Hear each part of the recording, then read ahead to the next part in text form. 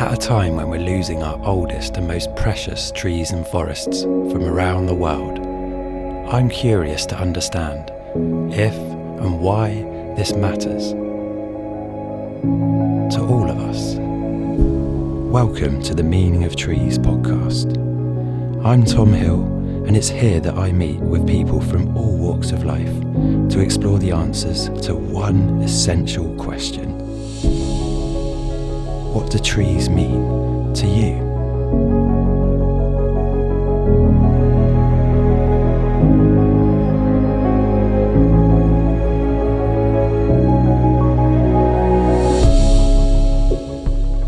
Professor of Mycology, Lynne Boddy, has been proudly hanging out with a bunch of absolute rotters for the past 50 years. On a serious note though, she's a true pioneer when it comes to progressing our collective knowledge and understanding of the long maligned and totally essential kingdom of fungal communities associated with tree and forest ecology. In this chat, Lynne shares her endless insight and wisdom about some of the strangest and rarest fungi hiding in our woods, why the wood wide web concept needs more work before we all get too excited about it, and why a tree is never just a tree, but always a tree plus fungi.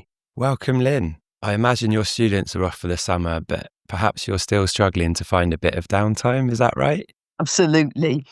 Yes, research never ends. And I don't necessarily want to switch off from thinking about fungi and trees, although other aspects of work I think everybody needs a break from. Yeah, I often go to the coast actually to switch off from thinking about trees because, they're literally everywhere otherwise. You do see the old palm tree down there. But yeah, very grateful to be meeting with you. Have you done a few podcasts? How are you feeling about this one? Yes, I've done several podcasts before, but I think that every talk or interview I give, it's really quite nerve-wracking, even after a very long time. Always great fun and worthwhile, though. We're going to talk a lot about fungi today, which I know is your specialism, but we also can't get away from talking about trees. So that's my first question for you. Lynne, what do trees mean to you? Well, that's a very big question. They're a huge part of my life, and I guess that includes my working life, my life outside work. And actually, they're also really important in maintaining good mental health and well-being.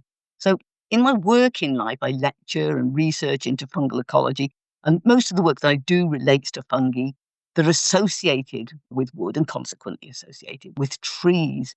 And inevitably, I spend a long time thinking about trees, thinking about the wood that forms a major part of their structure, where it is, what's happening to that wood, spending time in woodlands, setting up experiments, taking samples, scrabbling about on the forest floor, and just thinking about fungi and trees.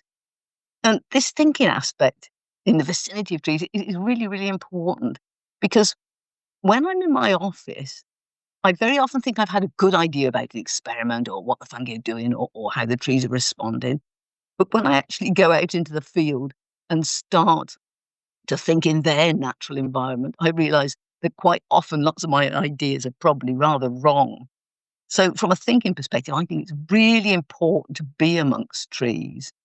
If I'm preparing for a talk, say, or writing an article, I often get very stuck in thinking, what should I be writing next? What order should this be going in? And I'm often not sure what to say next. And I find that if I go for a walk amongst the trees, those ideas crystallize, and I can very often come back and write down straight away what I really wanted to say. And that makes a huge difference. From a mental well-being perspective, I think just wandering and looking at trees and letting my mind be open to a whole range of ideas is therapeutic. Probably like most people, my mind is often cluttered with lots of thoughts and conflicting ideas spinning round and worries. And just looking at trees can let those ideas disperse and you can mentally work through things in a calm environment. And I've really been lucky. I've lived in densely treed areas for the last 45 years. And actually, when I was house hunting, the main criterion for me was that there needed to be easy access to woodland close by. And, the importance of woodland was brought home to me during the COVID lockdown. And I would spend, like most of us, I guess, or many of us, spend hours looking at a flat screen, writing or having meetings and giving talks on the internet. And that was really quite stressful to the eyes and the brain and everything. And this will sound really silly, but when I went after doing that out into the woods, it just struck me immediately that there's something different about woodlands. You could look at the tree trunks that were in front of you and then further and further away, and looking at logs on the floor and bits of fallen dead stuff. And everything looks so wonderfully three-dimensional and vibrant and alive. Woodlands are alive with not just trees, but with fungi too. I found what you were describing there actually really poetic, and I don't imagine you were thinking about that, but I'm grateful to you for how you suggested just before we hit record on this interview that we actually turn our screens off. And I think a lot of our listeners will really relate to what you've just described, because so much of our lives, particularly if you do office work these days, is spent staring at a screen. We have these really long web meetings these days, and I've definitely been feeling in my body, actually. It just doesn't feel that natural. And I definitely get burnt out mentally by needing to concentrate on, lots of people on the screen. And I think sometimes just taking a short walk in the woods nearby to me really just helps to reset me. And I think that what you've described there was really nicely put. And thanks a lot for sharing that. Yeah, my pleasure. So, trying to tease out some more of that kind of poetic description, I think we should move to your real passion, which I understand is fungi, or as you call it, fungi. And my Latin isn't the best. So I'm ready to be schooled by you on what the correct pronunciation of that word actually is. Can you help me with that? Not really, Tom, no. I did learn Latin at school, but it doesn't seem to have helped me very much. And actually, when I was a PhD student, this was one of my big worries. Should I be calling them fungi, fungi, or what? Because different people call them different things, and who should I follow? And I've actually no idea what it is that I say, and I may say different things at different times. And to be honest, I don't think it matters at all. That's great. So much like a fungi, you're pretty adaptable. Absolutely. Okay, well, I might just flex between the two as well. But yeah, so what exactly are fungi or fungi? Well, I could tell you what they're not. They're not plants, they're not animals, they're not bacteria, they're not viruses. They're a kingdom of their own, and a huge kingdom at that. There are probably at least 5 million species, probably very many more. And they're rather different from other organisms because their bodies are fine filaments. They are what we call indeterminate. Our bodies, we can count people 1, 2, 3, 4, 5. It's harder to count fungi and to know what their size is. We know roughly what size people are. Well, I'm quite small and you're a lot bigger, but you're not of infinite size. And I suppose neither are fungi of infinite size, but they are indeterminate in that they can keep on extending and their body shape isn't predetermined. So that really sets them apart from most organisms. I suppose in evolutionary terms, fungi are much closer to animals than they are to plants. That might come as a bit of a surprise. But then if you think about it, they actually have quite a lot of features in common with animals. For example, in the way that they obtain their food. Plants are able to use energy from sunlight to join together carbon dioxide and water from the air to make carbohydrates. So they capture energy effectively into foods. Now, animals and fungi can't do that. They need to have these energy foods already made.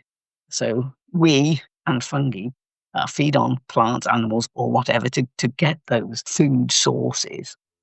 And as animals, we ingest food, we take it into our bodies, and enzymes in our guts break down the big molecules in food into smaller molecules that we can absorb and then use for making energy ourselves or as building blocks for our own bodies. Fungi are fairly similar, I guess, to that, except that they don't do internal digestion like we do. They do external digestion, and that is they secrete enzymes outside of the fine filaments that form their body. And these enzymes break up big molecules outside of their bodies into small ones, which they can then take in to their bodies. And this style of nutritional or lifestyle, I suppose, is called heterotrophy, whereas plants which do photosynthesis to make carbohydrates are called autotrophs.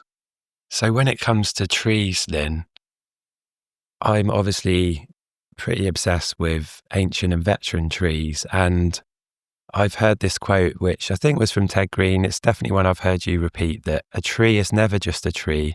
It's always a tree plus fungi. So that kind of speaks to a really close symbiotic relationship between trees and fungi.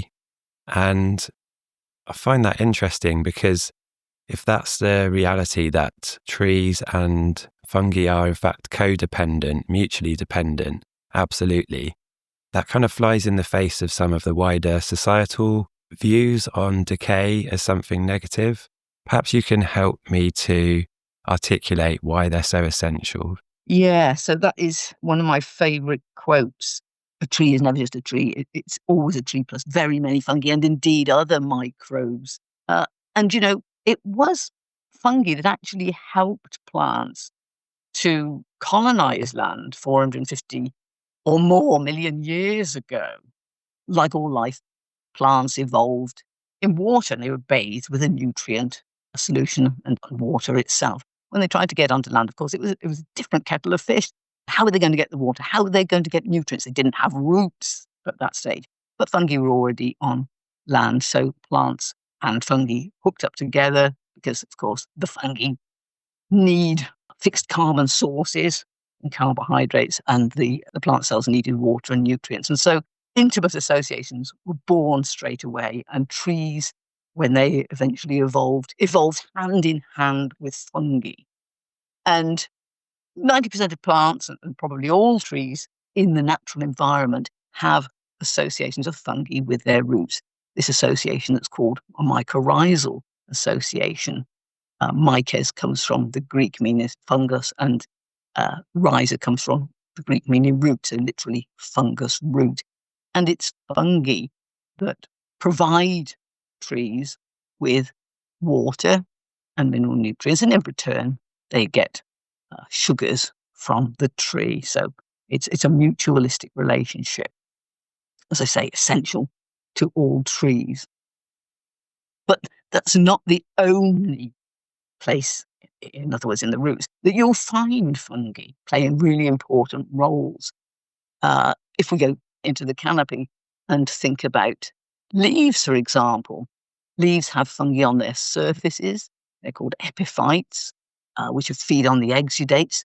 They have fungi within called endophytes, and indeed twigs and branches have fungi within them. These fungi called endophytes, endo means within and phyte means plant, so they're literally within the plant. And the definition of an endophyte is an organism that actually isn't making the plant that it's within any symptoms. So we can't see any symptoms. It's not causing any symptoms that we can see. So endophytes can be mutualistic, and produce perhaps chemicals that defend the leaves or the twigs or whatever tissue they're in, defend them from maybe herbivorous animals, be they large grazing animals or invertebrates. Sometimes they produce chemicals that might defend the plant from potential plant pathogens. Other endophytes may be pathogens in waiting. They're not actually being pathogenic while they're just sitting there, but given the opportunity, they might become pathogenic. Other ones are decomposer fungi in waiting, the rotters waiting for the tissues to die, and then they'll be the first ones there and can break down the dead tissues. And then, of course, really actually to turn to your main question, one of your main interests is veteran trees, ancient trees. And indeed, that's one of my interests too. Fungi are very important there. So in mature trees, and they're just beginning perhaps to reach the early veteran stage, we often will see dead attached twigs and branches. And it's fungi which start to rot those in the canopy. Now, those fungi which start that rotting process were there already before the branches or twig died. They were there effectively endophytically. So in healthy living twigs, branches and trunks and roots, you have fungi latently present, ready to be decayers when the opportunity presents itself. Probably the main reason that they don't grow out when the branches or whatever are living and functional is that sapwood moves water from the roots to the leaves, and it's actually water saturated. So any fungi that are in these tissues, the xylem, the sapwood, the wood decay fungi can't grow. They can't decompose and ignite. They need oxygen for that. They need to be aerobic. So the wood in that condition is fully wet and there's very little oxygen. So they're latently present. But of course, when leaves die, water stops being conducted to the canopy through that xylem. It starts to dry out. So those branches in the canopy, once they've died like that, they start to dry out. The fungi that are already there start to grow and they start to rot the wood. And then, of course, spores of other fungi will land. And these could be decay fungi too. And they try to get in and they'll battle with those fungi that are in the branches and the communities will change. Now, thinking about ancient trees, I guess that one of the main characteristics of ancient trees is heart rot and hollowing. So that's decay in the middle of the trunk. And it's a similar sort of story there. The part of the tree trunk which conducts water is the outer regions. So those central regions once were active in conducting water, but no longer are. There are probably few, if any, living cells in there. And so those conditions then become suitable for fungi to grow. And so that's why we find in living trees, we find that in the trunks, typically, the decay will more often than not be in those central regions, but not in healthy xylem tissue that's conducting water. Now, heart rot is really important. Lots of people say, oh, look at that poor tree, that fungus is really wrecking that tree. Usually not so. Remember that those tissues in the middle of the tree are dead. And so a fungus that's using those dead tissues isn't a pathogen because by definition, pathogens kill. But if the wood's already dead, they're just rotting dead tissues. Now, admittedly, there are some fungi which are heart rotters and then can pathogenize the tree. So Heterobasidion anosum in coniferous plantations is an example of a heart rotter which can extend into living functional xylem. But vast majority of heart rotters are just using the dead material in the center of the tree. And this is really important for several reasons. Now, if you look, for example, in hollows in beech trees, you will often see roots, masses of roots. If the hollow is maybe, I say a meter off the ground, you look into a hollow, and you'll see that there's lots of really dead, decayed tissue, almost looks like soil, lots of roots in there, and you can see that lots of these roots come down from higher up in the tree, and they're actually the roots produced by the tree higher up in the trunk. They're adventitious roots which grow down and are actually then growing in this rotting material. And it's the fungi that are rotting that material, and the crucial thing that the decay fungi do is to release nutrients so that other organisms can use them and can carry on growing. In this case, the tree itself is making use of the fact that fungi have released nutrients from itself, basically. It's a sort of an internal recycling thing. So fungi are important in the standing tree for nutrient recycling. Of course, this is one of the main roles of fungi on our planet, is recycling, really important. But thinking back to hollows, though, a second reason that the fungi are important in the centre of trees, or decay is important, obviously one is it provides a habitat for decay fungi, and some of these can be threatened species. For example, the rare oak polypore, Buglosporus quercinus, which is threatened globally. The world stronghold is Windsor, so that's a heart rot fungus. Other ones that you may have seen are the white tooth fungi or white pom-pom on the side of a tree, or looks like icicles, Hericium species, Hericium erinaceus or coralloides. They're heart rot fungi too. And they are threatened taxa in Europe, not so in Asia and North America, but they are in Europe. So habitat for threatened species of fungi. Then if we think about invertebrates, in the UK alone, there's something like 1,800 species of invertebrates that are dependent upon this rotting tree habitat for their food and for where they live. And indeed, so are mammals, birds, etc. If you think worldwide, again, there's probably about 1,800 species of mammals and birds worldwide that depend on the rotting tree habitat. So ancient trees and other veterans are really important habitat for fungi and other organisms.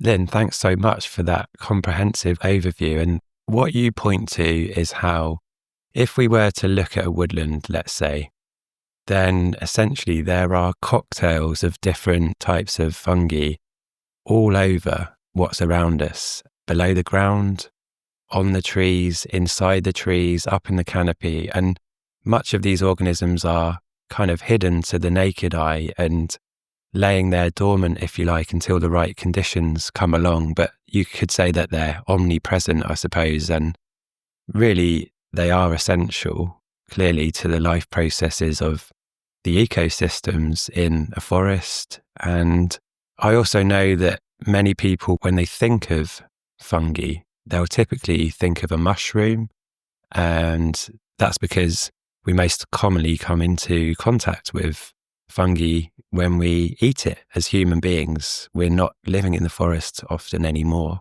and we rely on people like yourself to bring us knowledge of what lives out there. And yet fruiting bodies are just the tip of the iceberg, aren't they? And they're pretty cool. Like every autumn or late summer, we see these pretty ephemeral beings emerge, and in all different kind of weird and wonderful forms. You must have seen so many different fruiting bodies, and I wonder if you might just share a couple of your favourites and try and describe those for our listeners to imagine. Wow, that's a good question. Yeah, and I think actually lots of the common names of fungi reflect what they look like, or indeed what they do to us. I suppose, like the death cap, you get the immediate idea of what that does to us.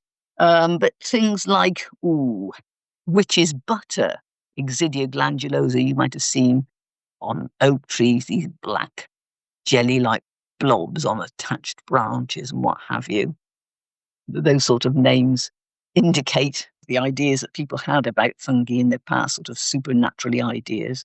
In fact, there are a whole host of wonderful common names for different fungi, such as things like jack-o'-lantern, destroying angel, clouded funnel, magpie ink cap, parrot wax cap, saffron milk cap, parasol mushroom, rooting poison pie, barometer earth star, artillery or cannonball fungus, horn of plenty, black tooth, dryad saddle, sometimes also called pheasant's back mushroom, maize gill, dyer's polypore, because you can get a dye out of it that they used to use for dyeing cloth and things, silverleaf fungus, indicating the symptoms of that fungus causes in trees.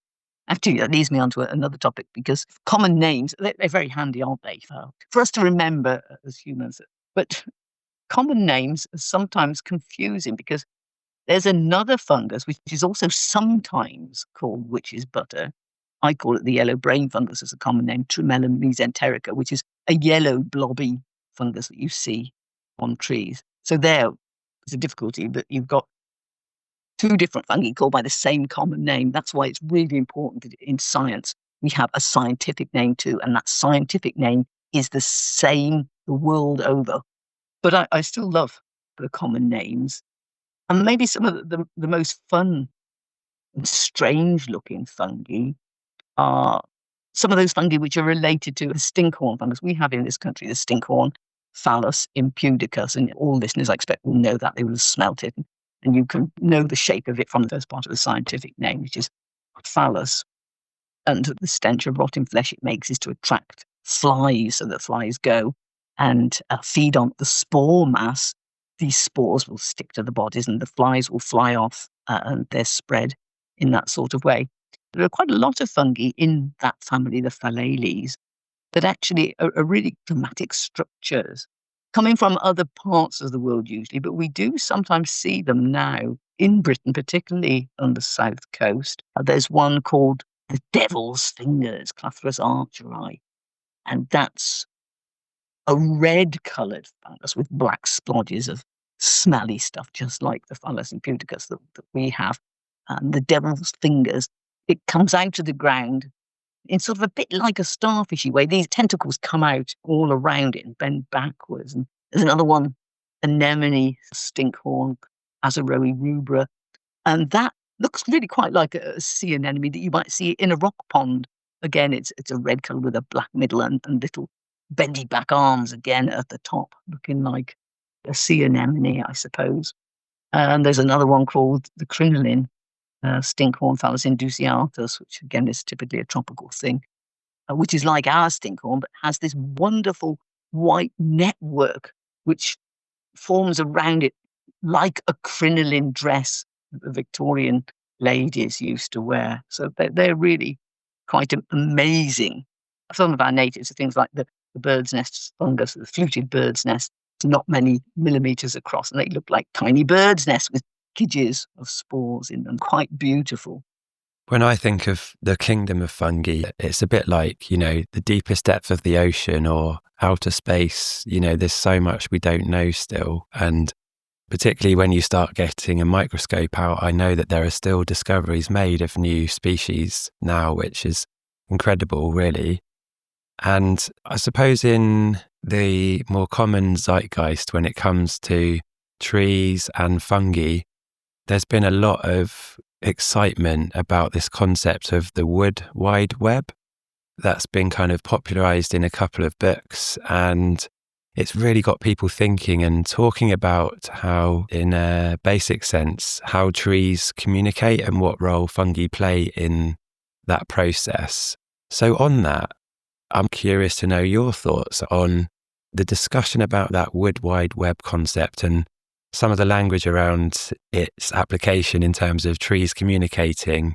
What are you thinking about that in terms of potential misappropriation of that concept? Where do you sit with that? Yes, a good question, Tom. In fact, all your questions have been good questions. So maybe I could just take a step back for a moment. I promise I will come to that. So we just talked about fruit bodies. And so just to remind people that fruit bodies really are the tip of the iceberg. And as you said, the mycelium really is hidden within whatever the fungus is growing on, soil or wood on the forest floor, or actually in the trees. And the fruit bodies are, I suppose, equivalent to the fruits of flowering plants. And yet we know with flowering plants that they have leaves and roots and trunks and what have you. And the mycelium is the equivalent of all these other parts, the main body of the fungus. And the mycelium is made up of individual hyphae, these fine filaments, and these form networks. And on the forest floor, you're quite right, or within the forest floor, there are vast networks of hyphae. And if we took, a gram of soil, a teaspoon of soil or something, if we took the mycelium out and laid the hyphae end to end, we might find 400 or 500 meters of hyphae. If we think of a meter of root, maybe we'd find, up to 5,000 or so meters. It would vary between soil to soil. Some very poor soil might be down to 30 meters, but massive more length of hyphae than there is of root. And to make this point even more, if we stand in a productive woodland with a good depth of soil, I suppose the soil in the meter squared around where we were standing and going downwards into soil, there'd probably be enough mycelium there if we put it end to end to span around the equator of planet Earth. So there's masses of mycelium in soil.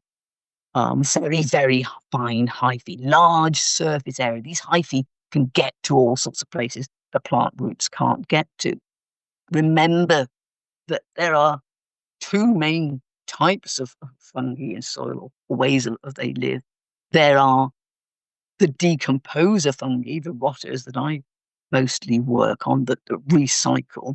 And there are networks of these fungi in forest soils, woodland soils, too, but people tend to forget that when they focus in on the Wood Wide Web. So this Wood Wide Web idea is this network of mycorrhizal fungal hyphae. Now, to try and explain this, people sometimes think that a woodland has a huge network of a mycorrhizal fungus and every tree has the same mycorrhizal fungus attached to it. Not so. There are lots of different mycorrhizal species of fungi. Some fungi are very specific for what trees they colonize, and vice versa. Some trees are very specific for what mycorrhizal fungi are able to colonize them. So all trees in woodlands have mycorrhizal fungi attached to their roots. Each tree probably has lots of different species of fungi attached to the roots, and indeed lots of different individuals of the same species. Some of those individuals may also be forming mycorrhizal partnerships with an adjacent tree, perhaps several adjacent trees. Sometimes they might only be on one particular tree. But if you think about all the trees in the forest, it's likely that there will be a partner which has joined up different trees, if you like, making interconnections between different trees. Now, of course, as I've already said, mycorrhizal fungi provide the water nutrients to trees in return for sugars. And we know from studies in the laboratory that water and mineral nutrients and sugars, carbon compounds, can move actually between one plant and another in laboratory microcosms. We also know, again, from very simple experiments that people have done, not myself, that some chemical messages can move from one tree and move through a mycelium and be detected in another, particularly in small model systems. There have also been some studies done in the field where there's indication of movement. Again, we've shown with the decomposer fungi that you can get movement on the forest floor over quite large distances of sugars and phosphorus, etc. Likewise, for mycorrhizal fungi. But then there's been a huge leap and really a lot of media hype, and perhaps a bit of hype by some scientists as well, leading on to this huge implication that trees are all sharing water, nutrients and phosphorus, sugars and chemical messages between each other. But there are a lot of scientists now who think that not enough work has yet been done, not enough research has been done actually in the natural environment to determine the extent to which mineral nutrients, water and chemical messages are transferred from one tree to another via fungal mycelium in the natural environment. Thanks, Lynn. It's great to get your take on that. And I'm sure that you agree that it's actually a gift and a curse to have some of these ideas extrapolated, because actually it does generate an awful lot of interest in the subject that you're most passionate about, and it drives the need and the want for further understanding, which is not a bad thing as well. But I guess in summary, what you're saying is that whilst these amazing processes are happening at a network level, actually the true picture will always be a little bit more nuanced than that, because you've got a whole kingdom of different organisms below ground that are interacting, sometimes competing with each other. And yeah, I guess it would be too simplistic to just say that they're all working together, I guess, when, it's a bit more complex than that, right? Brilliantly put, much more succinct than I managed. No probs. So Lynn, that question of scientific rigor as well is one that I find quite interesting. So I would say I'm definitely guilty of kind of getting wrapped up sometimes in the romanticism of these concepts. And that's part of what gives me energy to keep going with them as well. And I'm open to being sort of awestruck for sure. But science at its root is about a process of seeking truth, isn't it? And I kind of see that playing out in a couple of different ways, definitely in sort of institutionalized science, which is so sort of funding driven. It can seem from the outside, although I obviously dabble in science and rely on scientists for a lot of my own knowledge of the natural world, sometimes it can seem that studies are driven more by a particular outcome and what's more certain to bear fruit, I suppose. So I'm curious what your thoughts are as a modern professor when it comes to keeping that sort of open-mindedness and questioning going in a world that can have some really big pound or dollar signs placed against some of the work and the research that people are spending their lives doing. Yeah, that's another good question, Tom. And I think you're right. It probably is perhaps more difficult nowadays than it was in the past. I like what you said about seeking for truth. And I think truths probably change with time, or at least our understanding changes with time. So what you might read in a textbook that's 20 or 30 years old may not actually be right nowadays. That's not saying it wasn't right 30 years ago. It was right in the sense that that's how people who wrote the text at the time understood the science. So science changes all the time. And yes, I think we are looking for truths. So I expect that some of the papers that I wrote rather a long time ago are probably not exactly right nowadays, now that we know a lot more. And I think one has to accept that and understand that. Also, lots of the work which we did, say, 30 years ago probably seems very simple by comparison with what you can do now. And you have to remember that rather fewer techniques were available. Obviously, nowadays we've got all these amazing molecular biology tools that we can use, which we didn't have 20, 30 or whatever many years ago.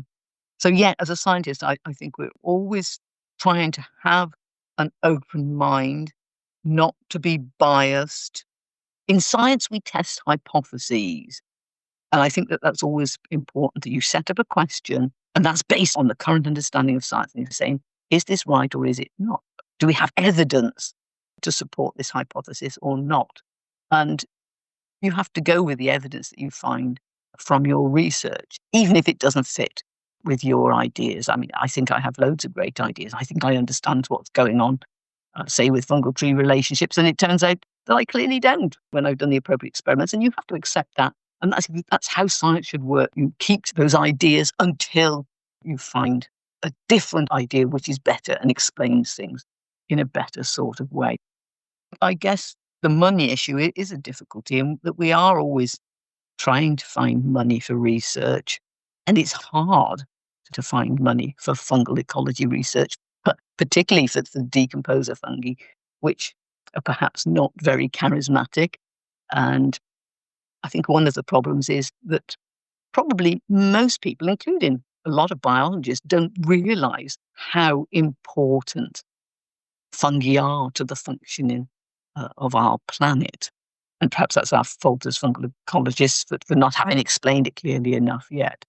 A big part of my job is research, but the other main part of my job actually is educating students.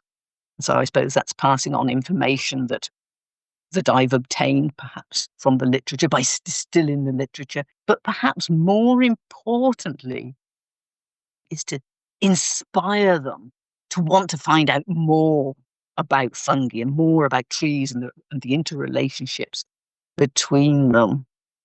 So Lynn, actually, you mentioning that of kind of inspiring the next generation, it's reminded me of my student days, and in my head has popped an irresistible question. I hope you forgive me for asking this, but when I was at university, there actually were magic mushrooms available in like normal shops, right, in the UK, which was quite a crazy period. I think there was some kind of legal loophole. And it is something I explored a little bit, and I can't help asking you, have you ever tried a magic mushroom? I think I'll leave that one for people to guess. Love that. Yeah, keep the air of mystery. Absolutely. Wonderful. Okay. And then I guess, yeah, just thinking about that, in Merlin Sheldrake's book, one of the things he's touched upon in terms of psilocybin is how fungi can open neural pathways, and that's been sort of proven in science as well. So I find that really fascinating, and it kind of speaks to this almost like open-endedness of fungi and their influence. And you mentioned earlier, you know, how fungi are so different to plants and animal species, and that they can pretty much, you know, take up the space they're in or become any sort of size. And we know that in North America, there's a giant honey fungus. And I've heard Paul Stamets as well I don't know what you think of his work, but he's raised some pretty big questions as well. So one of the things he said about Armillaria, which is honey fungus, is that he would call it a meadow maker. And that sort of prompted me to think about the role of fungi as almost like silent, often invisible orchestrators of the world that we live in. So all of this, I guess, leads to the fact that we're really still just scratching at the surface of fungi and their influence on the world, Lynne. And as someone that works so closely with them, I wonder what your take is on what more there is to still learn from these organisms. Oh my goodness, that really is an open-ended question, Tom. That would take hours to answer that one. I think earlier on I mentioned that there are probably at least 5 million species of fungi, and if I tell you that only 150,000 of those have so far been catalogued and described, that probably gives you an instant clue to the vast amount we don't know about fungi. We don't even know what those fungi are on our planet, what they're like, what they do. There's a huge amount. Fungi interact with each other. They interact with other microbes. They interact with plants. They interact with animals. They probably interact in one way or another with everything.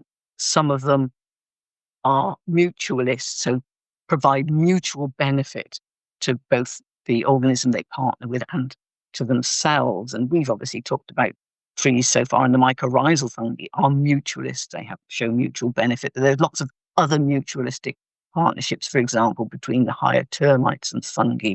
The termites bring in woody material and deposit it in the termite mound. They can't digest it themselves, so the fungi which they cultivate there do digest it, and then they can eat some of the fungal material. And that's a mutualistic relationship because the fungus is being fed with wood. So there are loads of partnerships like that. Many of our invertebrates in our local woodlands, for example, will feed on fungi. But we just don't know how half of these partnerships work. We don't even know what all the partnerships are that are out there. The sky's still the limit. Lynne, I think that leads us perfectly to a place where I'm going to say a big thank you for opening our minds and sharing some of your deep knowledge for the kingdom of fungi and providing plenty of new inspiration. How would you like us to sign off? Well, the fungal kingdom is in many ways the poor relation of the other major kingdoms as far as the research that has gone into it is concerned. We really have not yet had the funding and the manpower or person power to do the amount of research we need to do on this hugely important group of organisms, without which we would not be here. So we really have got to invest far more time, energy, money in understanding fungi and their roles in the natural environment. Plants, together with fungi, drive our terrestrial ecosystems. Every year, many millions of tons of new materials are made by trees and other plants across the planet. And every year, a similar amount has to be recycled. That's largely done by fungi. And it's essential that the amount of decay balances the production of new materials so that ecosystems remain balanced. Fungi are crucial for feeding plants, as the mycorrhizal association, and many other interactions that I've just alluded to or hinted at. So we need to pay far more attention to maintaining our natural ecosystems and to the conservation of plants and fungi. We depend on plants and fungi for our very existence, and we ignore them at our peril.